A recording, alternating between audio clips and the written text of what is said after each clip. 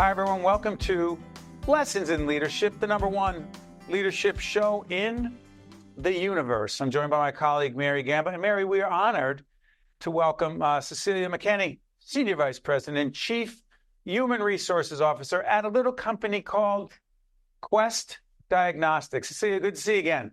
It's great to see you and be with you, Steve and Mary.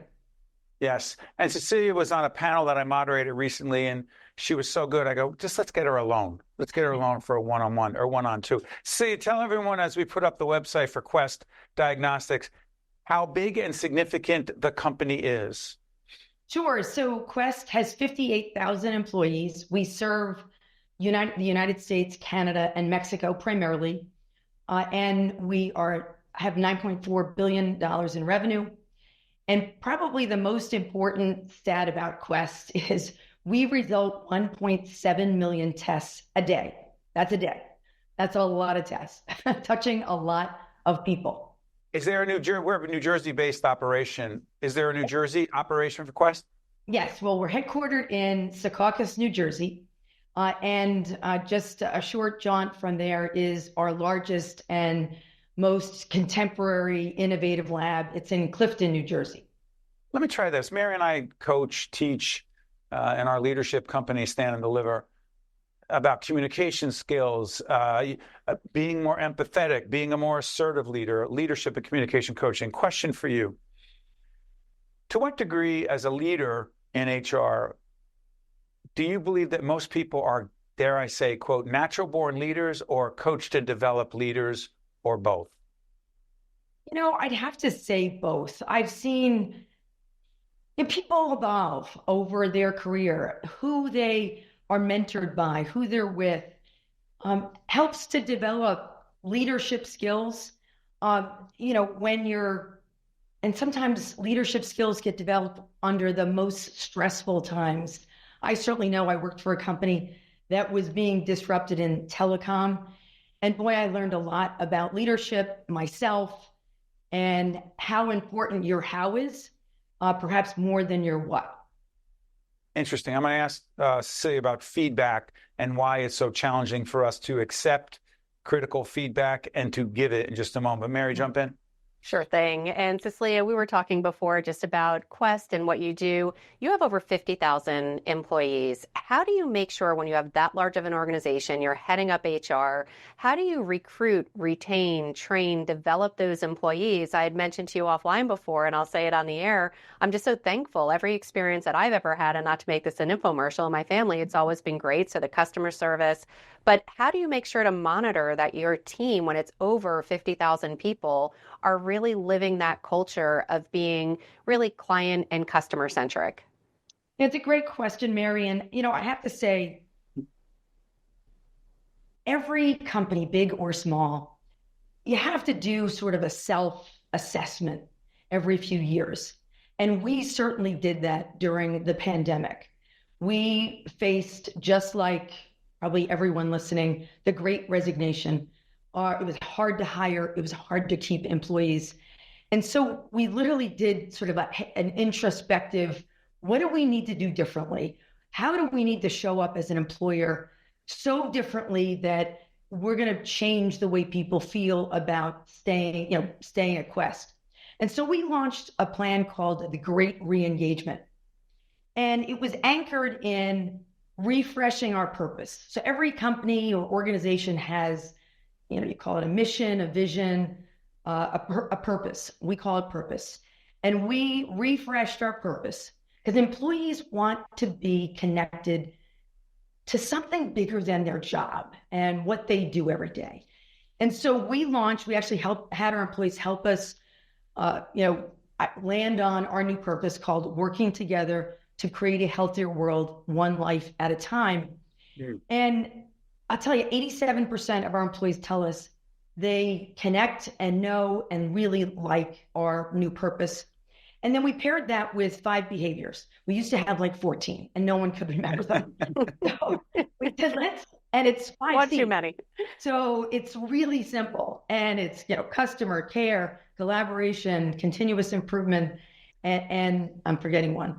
But the most important is care. Is care. And is care.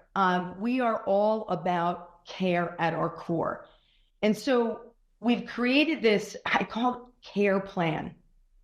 And it's like an umbrella, and it's got lots of different spokes in it. And I'll just share 3 care strategies that are big and small. The first one is we did kind of an old to new stay interviews. Stay interviews are something that got born around 2000. And we relaunched Stay Interviews, which is just a one-on-one conversation, 15, 20 minutes with an employee to ask 5 questions. One of them is care. How are you doing? And that has bended the trend on our retention, particularly of phlebotomists. Second, we have a program called Recognition Quest. And we, again, kind of relaunched something old to be new.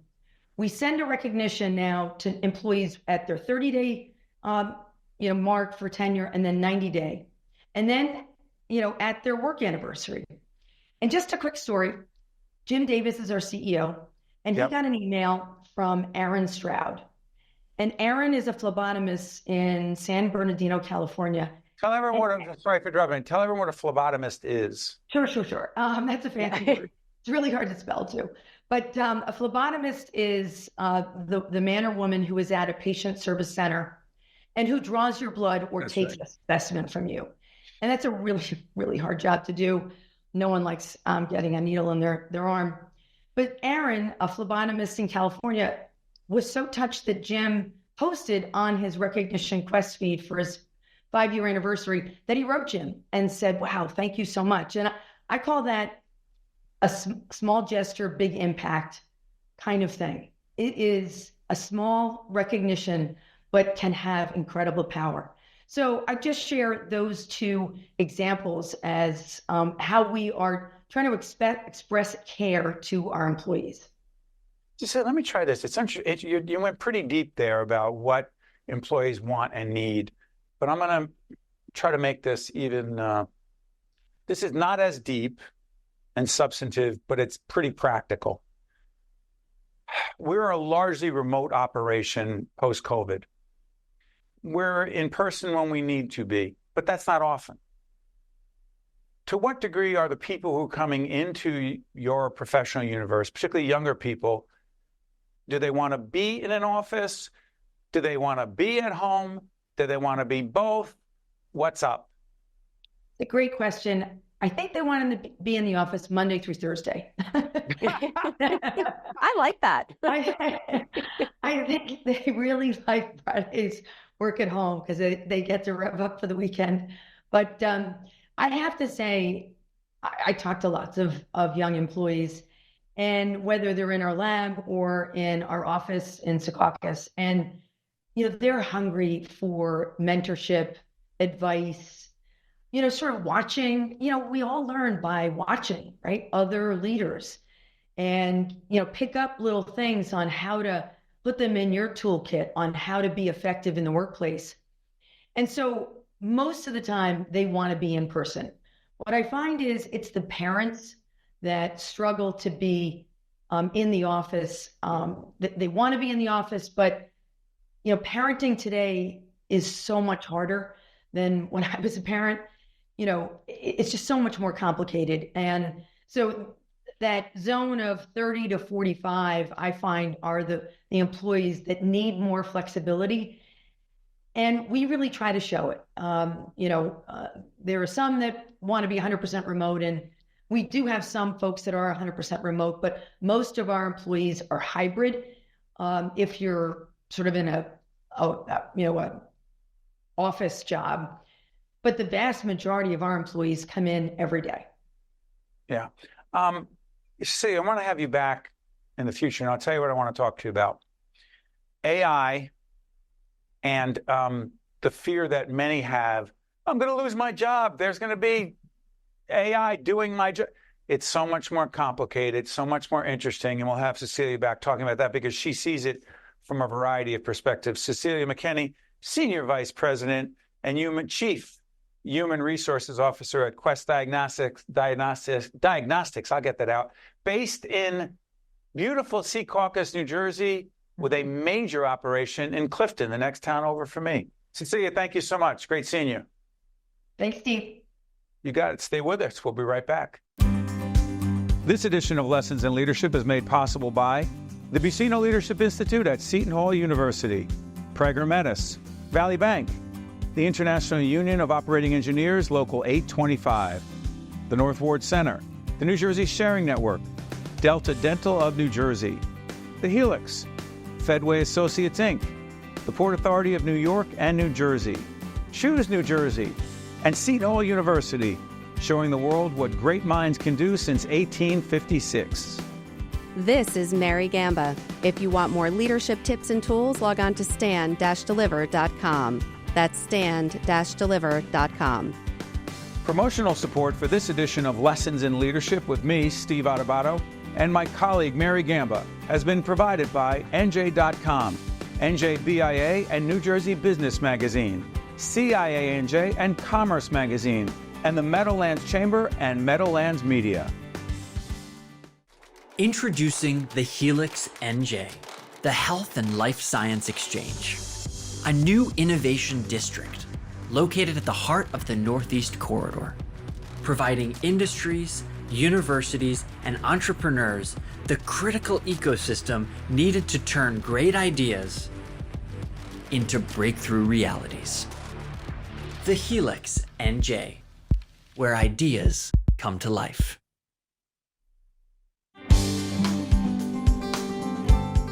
We are honored now to be joined by the prosecutor in Essex County, Theodore N. Stevens II, otherwise known as Ted Stevens, to those of us who know him well. Prosecutor, how are you, my friend? Very fine, Steve. Thank you for having me today. Let me ask you this.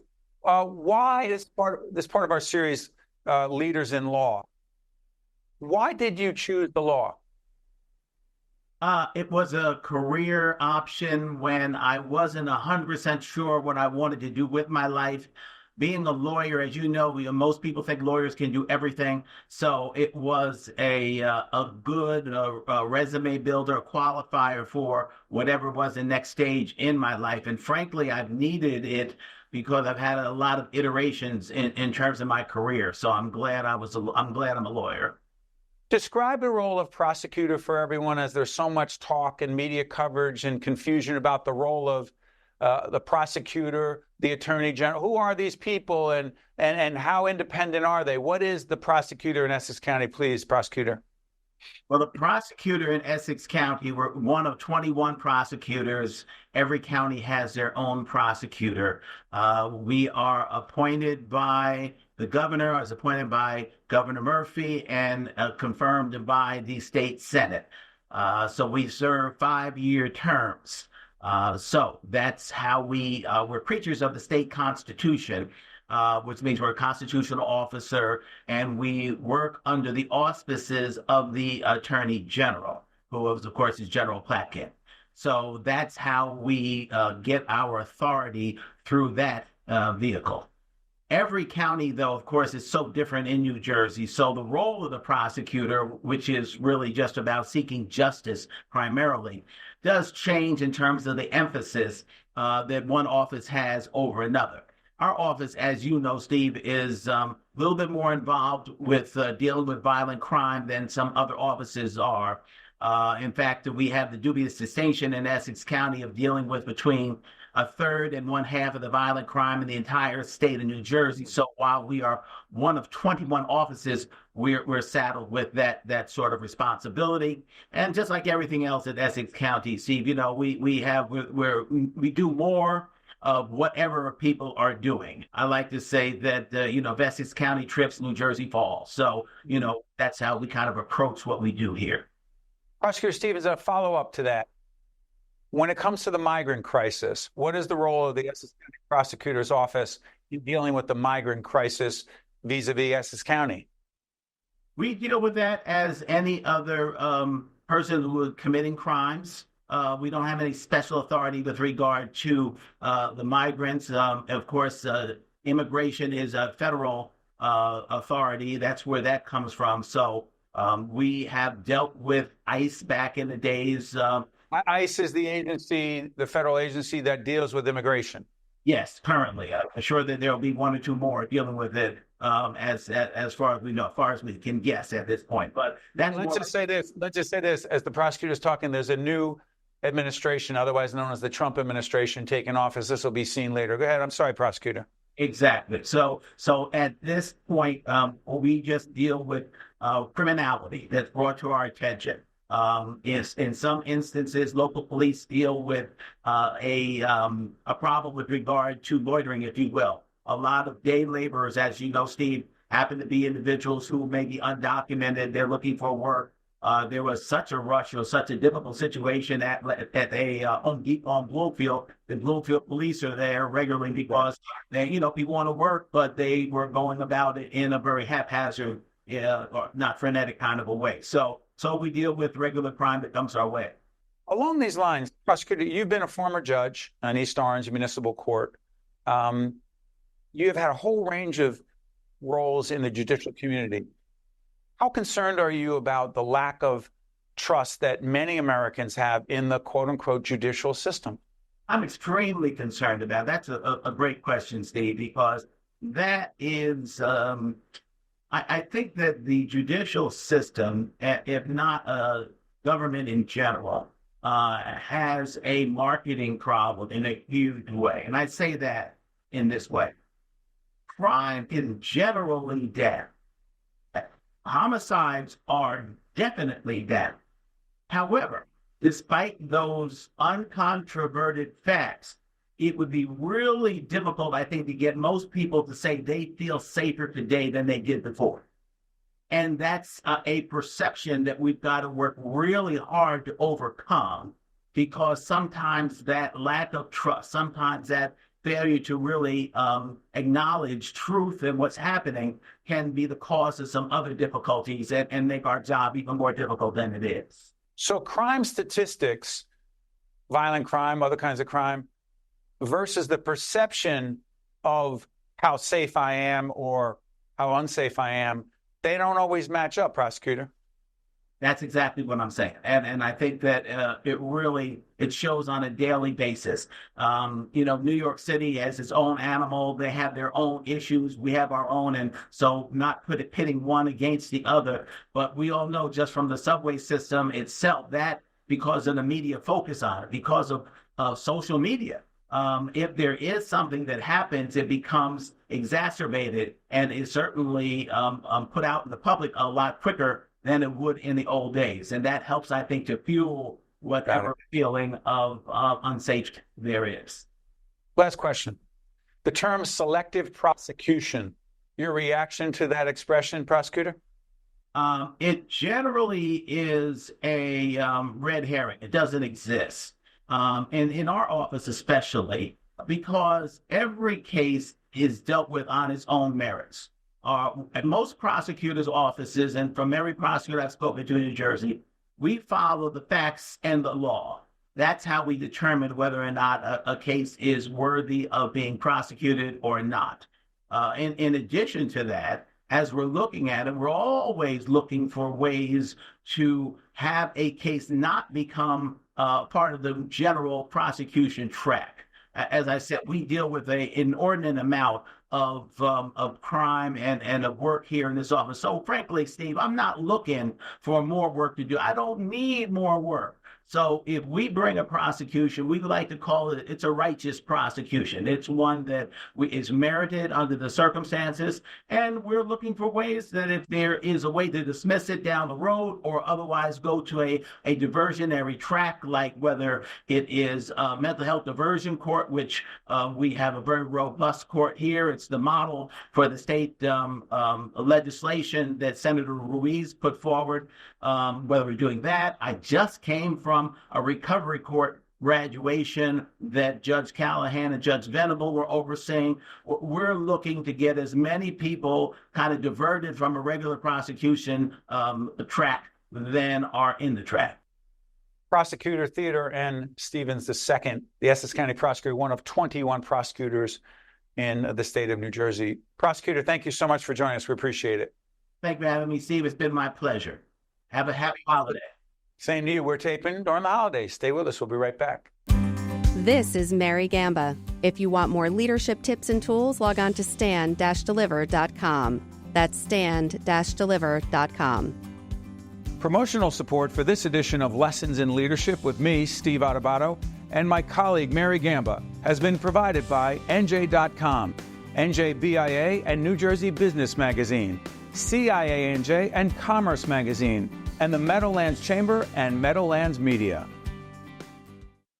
Welcome back to Lessons in Leadership. This is the part of the show that everyone loves, where we do commentary, where we riff. Oh God, what an old school word that is. About a totally unscripted topic, but a topic that matters, and here's what it is.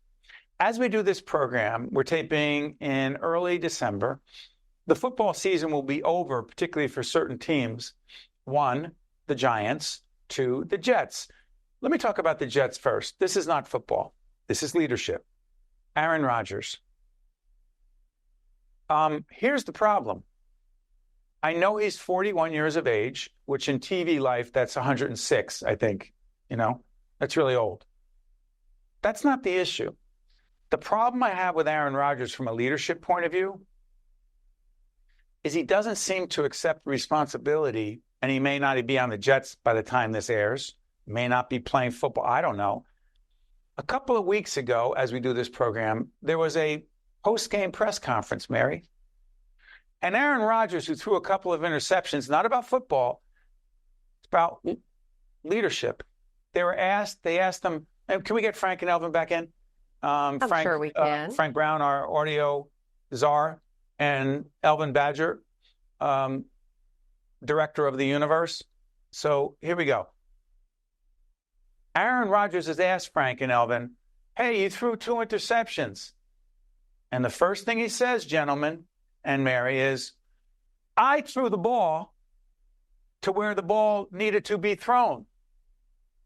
My receiver ran the wrong route. Frank, A, the receiver did run the wrong route.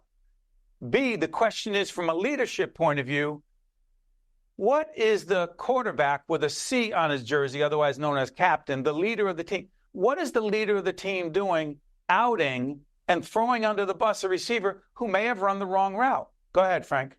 That's a very good question. I don't know why he did that, but I mean, once again, as the leader of the team, where's the ownership taken for the mistake?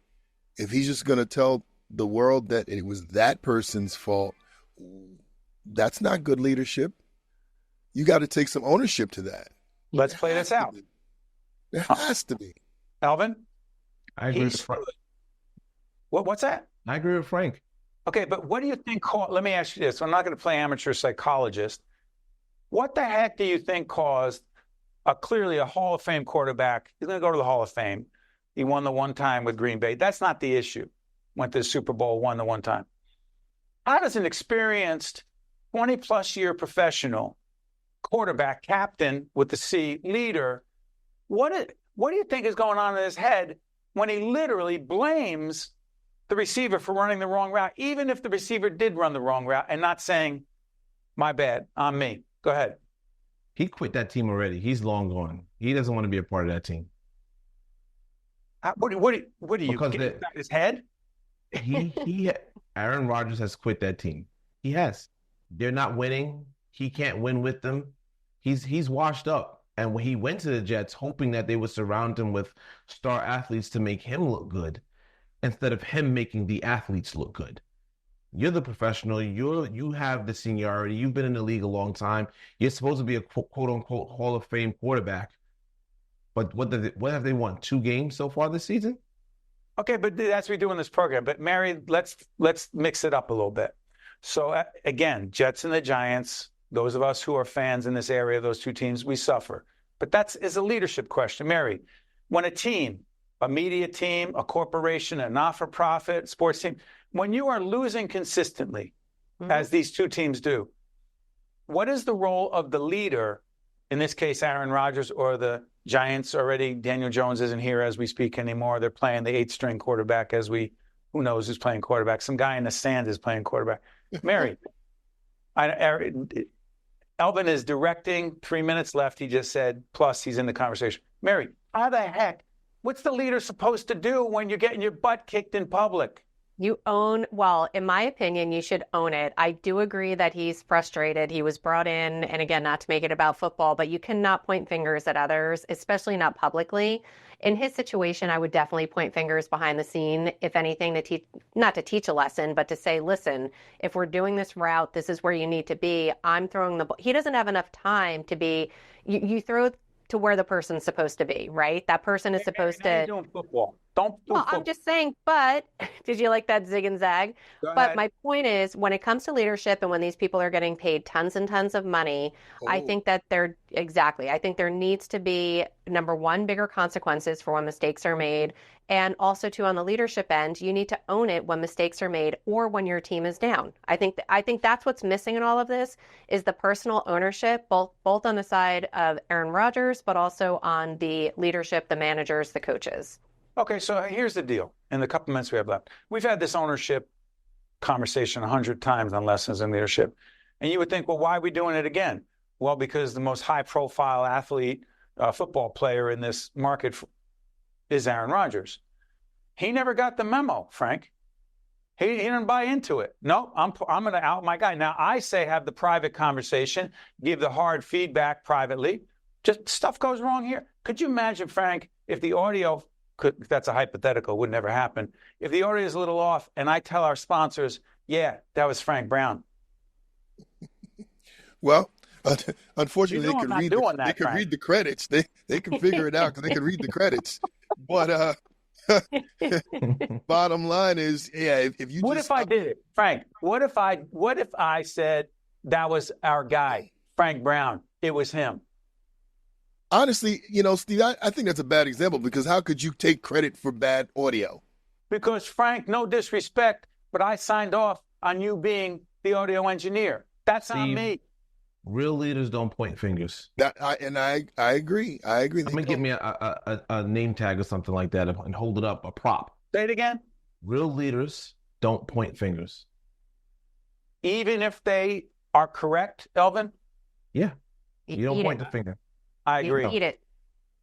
You Fall on eat the it. sword. You take it. You fall on the sword. And then you have a private conversation. Yes. Apparently, Aaron Rodgers, going to the Hall of Fame, is not going to the Hall of Fame of leadership. At least not on this show. For our terrific team who never, ever makes mistakes, I'm Steve Adubato. We'll see you next time. This edition of Lessons in Leadership is made possible by the Buccino Leadership Institute at Seton Hall University, Prager Metis, Valley Bank, the International Union of Operating Engineers, Local 825, the North Ward Center, the New Jersey Sharing Network, Delta Dental of New Jersey, the Helix, Fedway Associates, Inc., the Port Authority of New York and New Jersey, Choose New Jersey, and Seton Hall University, showing the world what great minds can do since 1856. This is Mary Gamba. If you want more leadership tips and tools, log on to stand-deliver.com. That's stand-deliver.com. Promotional support for this edition of Lessons in Leadership with me, Steve Adubato, and my colleague Mary Gamba has been provided by NJ.com, NJBIA and New Jersey Business Magazine, CIANJ and Commerce Magazine, and the Meadowlands Chamber and Meadowlands Media.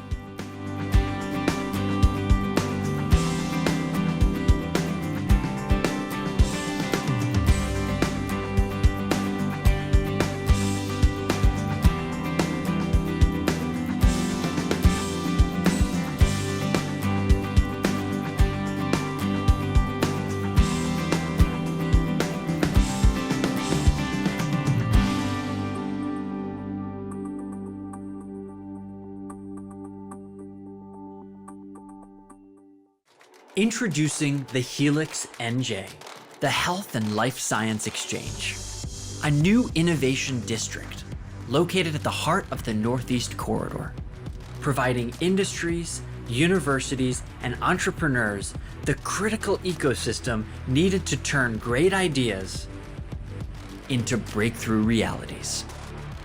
The Helix NJ, where ideas come to life.